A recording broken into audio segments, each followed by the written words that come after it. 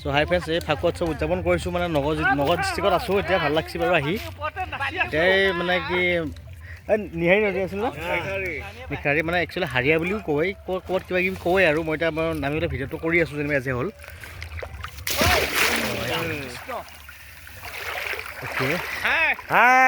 happy হলি মানে আজি হোলীৰ দিনাখন মানে একচুৱেলি এনেকুৱা হয় মানে কি আমাৰ যিটো দৰং জিলাত যে খৰালি কৰাৰ কাৰণে ইমান পানী নহয় মানে ইয়ালৈকে পানী হৈছে চ' ভাল লাগিছে আহি পেলাই আজি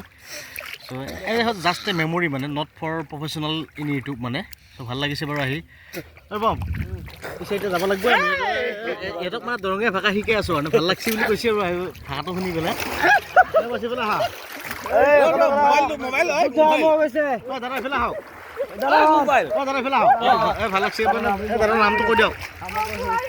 নৱনী বৰা অ'কে মানে কি হালো ভকত নগৰ চবত থাকি ডাঙৰ মই আচ্ছা মানে কি ৰেচপেক্টেড মেন মানে ভাল লাগছে পেলাই আহি পেলাই আৰু আপুনি চাওক মানে এতিয়ালৈকে খৰালি মাহত মানে এয়ালৈকে পানী মানে নদীৰ মানে এইটো নিখাৰিকা নদী নে কি বুলি কয় ইমান নাজানো আৰু আহিছোঁ আৰু কিবাকৈ ফাকুৱা চকুৱা উৎসৱ খেদি পেলাই